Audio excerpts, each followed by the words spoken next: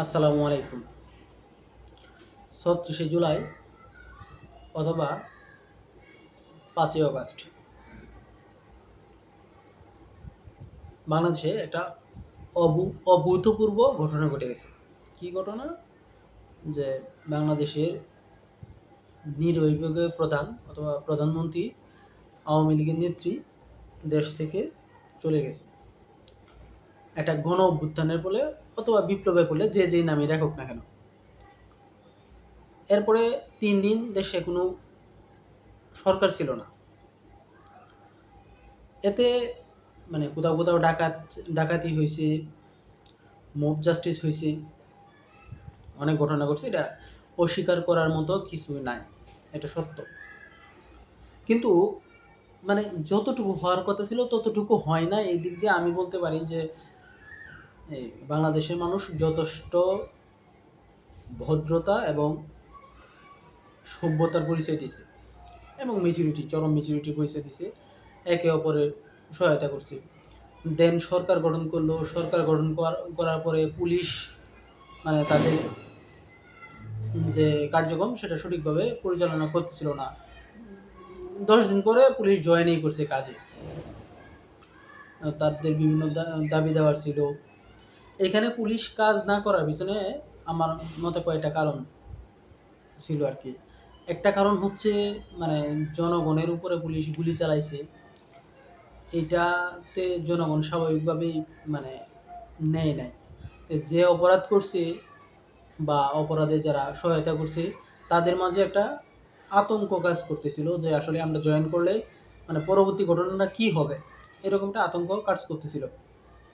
কাজ করাটাই স্বাভাবিক। যাই হোক, এরপরে গঠন পুলিশ জয়েন করলো। পুলিশ জয়েন করার পরে আবার সবাই জয়েন করে নাই। এরপর স্বরাষ্ট্র উপদেষ্টা বললো যারা জয়েন না করবে তাদেরকে পলাতক হিসেবে ঘোষণা করা হবে। দেন সবাই জয়েন করছে। জয়েন করার পরে তারা আবার খুব বেশি যে অ্যাক্টিভ তা এরকম না।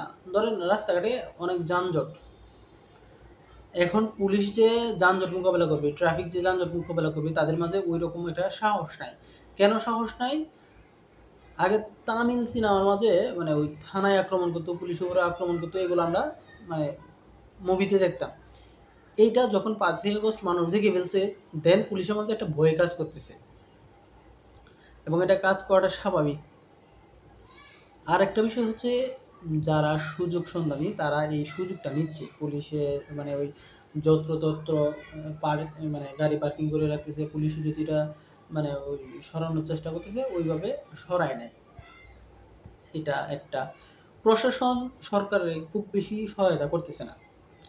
খুব বেশি সহায়তা প্রশাসন না করার একটা কারণ, একটা ওই ওই তাবাসসুম নামে একটা ভদ্রমহিলা, উনি সম্ভবত নির্বাহী ম্যাজিস্ট্রেট। উনি একটা দিল আর কি, ফেসবুকে একটা স্ট্যাটাস দিল গণ অভ্যুত্থান নিয়ে। উনি ওইটা বলতেছে এটা জাস্টিফাইড না, এটা তদন্ত সাপেক্ষ ব্যাপার। গণহত্যা যেটা হয়েছে আর কি, এটা তদন্ত সাপেক্ষ ব্যাপার। উনি 15ই আগস্ট নিয়ে কথা বললো, ওই স্বাধীনতা নিয়ে কথা বলতো। 15ই আগস্ট নিয়ে কথা বলতে পারে, স্বাধীনতা নিয়ে কথা বলতে পারে, এটা খুব স্বাভাবিক জিনিস। এটা অস্বীকার করার সুযোগ নাই যে 15ই আগস্টে একটা যে ঘটনা ঘটছিল, এটা হচ্ছে একজন রাষ্ট্রনায়ককে সপরিবারে হত্যা করা। এটা কখনোই কাম্য না, এটা উচিত হয় না। এটা নিয়ে কথা বলতে পারে, সমস্যা নেই। সমস্যাটা হচ্ছে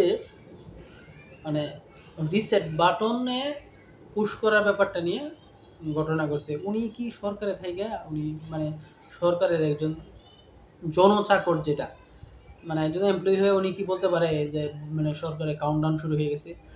বিপ্লবের সরকারের কখনো কোনো রুলস হয় না, ওদের কোনো সংবিধান নাই। সংবিধানে কোথাও বিপ্লবের কথা উল্লেখ আছে? পৃথিবীতে কোনো সংবিধানে এরকম উল্লেখ আছে যে বিপ্লব হইলে পরে কি হবে, এই না হবে?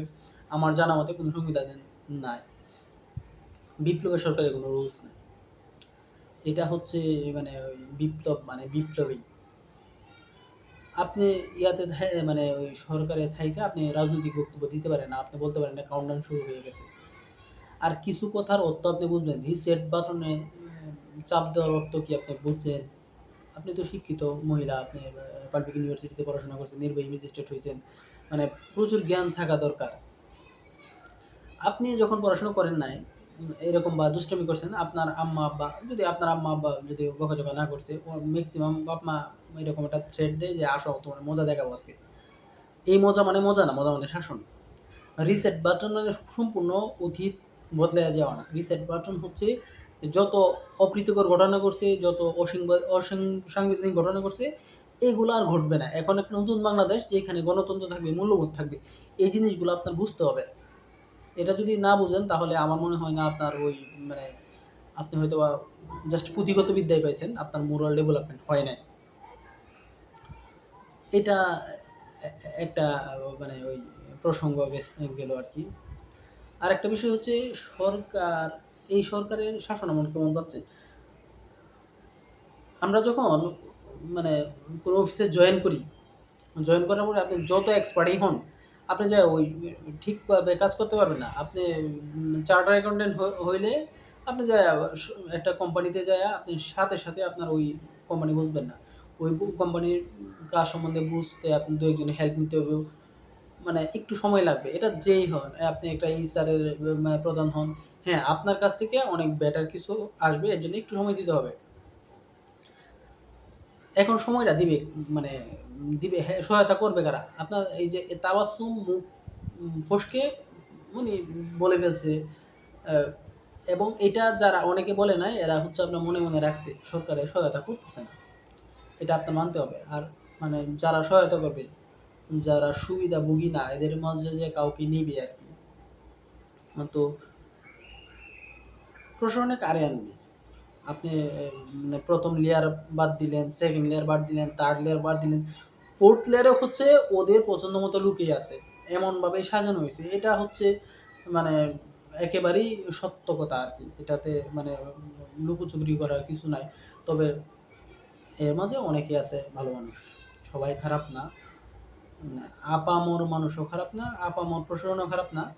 তো সরকারের কিছু দায়িত্ব নিতেই হবে, যে প্রশাসনের আপনার ঠিকঠাকভাবে ঢেলে সাজানোর জন্য বা ওদেরকে অ্যাক্টিভ করার জন্য যা করা দরকার তাই করতে হবে। আপনার যদি সরকার ওইভাবে না পারে, সরকারের যেহেতু রাজনৈতিক শক্তি নাই, রাজনৈতিক দলগুলোর সাথে এটা বসতে পারে, রাজনৈতিক দলগুলোর হেল্প নিতে পারে, যে আপনার একটু হেল্প করেন, এটা ঘন ঘন বসতে পারে। এটা হচ্ছে ওই আমার মনে হয় সরকারের এরকম করা উচিত। আর একটা বিষয় হচ্ছে যে মানে ইদানিং একটা বিষয় মানে জাতিরে হতাশ করতেছে, এটা হচ্ছে জামাত বিএনপির একটু দূরত্ব তৈরি হয়েছে, একটু না অনেকটাই দূরত্ব তৈরি হয়েছে। এটা আমি জানি না জামাত বিএনপি বুঝতেছে কি না, কিন্তু বাংলাদেশের মেজরিটি পার্সন এরা চায় না জামাত বিএনপির মধ্যে ঐক্যটা মানে ভেঙে যাক। রাজনৈতিক দল দুইজন আলাদা আলাদা নির্বাচন করতে পারে, এটা মানে তাদের রাইট আছে। আপনার এখন যদি বিএনপি আর জামাত যদি জোটভাবে নির্বাচন করে, তাহলে প্রতিপক্ষ নাই তো। অর্থাৎ নির্বাচন করতে হবে, জামাত আলাদা নির্বাচন করবে, বিএনপি আলাদা নির্বাচন করবে, জামাত একটা জোট করবে, বিএনপি একটা জোট করবে। এটা দিবালোকের মতো সত্য, এটা সবাই বুঝে যে ওরা আর একসাথে নির্বাচন করবে না। তবু তাদের মাঝে মানে দূরত্ব যাতে তৈরি না হয়, মানে কেউ যাতে কাউকে কটাক্ষ করে কথা না বলে, এটা সবাই চায়। এটা সবাই চায়, শুধু যে মানে গুরুত্বপূর্ণ ব্যক্তিরা এই মানে যারা টকশো করে ওরা চায় এরকম না। এটা আপামর জনগণ যারা আছে সবাই চায় যে জামাত বিএনপির মাঝে দূরত্ব না হোক, এবং ওদের মাঝে একটা মানে চমৎকার সৌহার্দ্যপূর্ণ মানে সম্পর্কটা হোক। যদিও আপনার ক্ষমতায় যদি ফেয়ার ইলেকশন হয়, বিএনপি ক্ষমতায় আসবে, এটা মানে দিবালোকের মতো সত্য, এটাতে অস্বীকার করার কিছু নাই। কিন্তু মানে একটা শক্ত অপোনেন্ট থাক, এটা সবাই চায় যে একটা শক্ত অপোনেন্ট থাক। বিএনপি যদি আবার এই যে 290টা 80টা 260টা এরকম আসন পায়, তাহলে বিএনপিও অনেক ডিসিশন নেবে, যেটা হচ্ছে ভুল।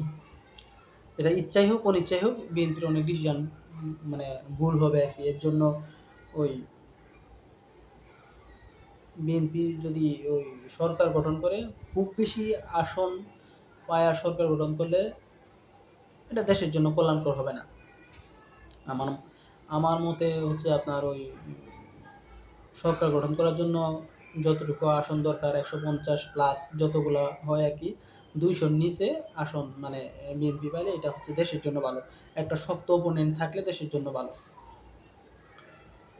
এবং দেশে কিছু সমস্যা মানে আছে যেগুলা রাতারাতি পরিবর্তন করাও সম্ভব না। এটা হয়তোবা মানে যদি আমরা চিন্তা করি যে একবারে মানে সব সমস্যার সমাধান হয়ে যাবে, এটা আসলে সম্ভব না। এটা রাতারাতি সম্ভব না। এর জন্য সময় লাগবে। ইউনূস সরকার মানে সবগুলা পরিবর্তন করে যেতে পারবে, এটা ইউনূস সরকারের দ্বারা সম্ভব না। কিছু ক্ষেত্রে জনগণের মানে ম্যান্ডেট লাগবে। যদিও ইউনূস সরকার জনগণের ম্যান্ডেটেই, যেহেতু বিপ্লবী সরকার, তো এটা জনগণের সরকার। এরপরেও নির্বাচন প্রক্রিয়া, যেহেতু এটা গণতান্ত্রিক দেশ, আপনার নির্বাচন প্রক্রিয়ার মধ্যে যে সরকার গঠন হবে তারা আপনার মানে স্পেসিফিক সমস্যাগুলো আইডেন্টিফাই করতে পারবে। আপনার এইখানে উপদেষ্টা পরিষদে 20 জন সদস্য আছে। তো ওই ধরেন আপনার নীলফামারীতে কি ঘটনা ঘটতেছে, নীলফামারী মানুষের কি দরকার, এটা কিন্তু উপদেষ্টারা জানে না। বা আপনার মনে করেন যে কক্সবাজারের মানুষের কি সমস্যা, এটা উপদেষ্টা জানে না। কিন্তু ওইখানে যদি একজন নির্বাচিত মানে প্রতিনিধি থাকে, উনি কক্সবাজারের মানুষগুলা নির্বাচিত প্রতিনিধির কাছে বলতে পারবে যে আমাদের এই সমস্যা। আবার নীলফামারী মানুষগুলাও ওই ওদেরকে বলতে পারবে যে আমাদের এই সমস্যা। এই সরকার মানে উপদেষ্টার সরকার কি করতে পারে, ওরা হচ্ছে যে মুষ্টিমেয় কিছু সমস্যা নিয়ে কাজ করতে পারবে, ডিপে যাইতে পারবে না। ডিপে যাওয়ার জন্য অবশ্যই তো মানে নির্বাচিত সরকার লাগবে। এবং আমি এই সরকারের কাছে আমার একটা মানে চাওয়া আছে যে সরকার যাতে এমনভাবে কাজ করে যায় যাতে একটা পরবর্তী গণতান্ত্রিক ব্যবস্থা সমুন্নত থাকে, কোনো দলই আইসা যাতে আর ওই যে মানে ঝামেলা না করতে পারে, আবার ইচ্ছা মতো সংবিধান কাটাছেঁড়া এরকম যাতে না করতে পারে। এটা হচ্ছে সরকারের প্রতি মানে আহ্বান আর কি। আর মানে স্পেশালি বিএনপি জামাতের প্রতি আহ্বান হচ্ছে আপনাদের দুইটা স্বতন্ত্র রাজনৈতিক দল এবং হচ্ছে আপনাদের মানে দুই দলেরই আদর্শ ভিন্ন। আপনারা আপনাদের আদর্শ রাজনীতি করেন, আপনারা আপনাদের মানে গুণ দিয়ে আপনার মানুষকে আপনাদের কাছে টানেন, কিন্তু মানে দূরত্ব তৈরি করেন না, এটা মানুষ চায় না। যদি আপনারা দূরত্ব তৈরি করেন তাহলে আপনার মনে করেন যে আবার বর্গী শাসন আসবে, বর্গী শাসন খুব বেশি ভালো হবে না। সবাইকে ধন্যবাদ। আসসালামু আলাইকুম রহমতুল্লাহ।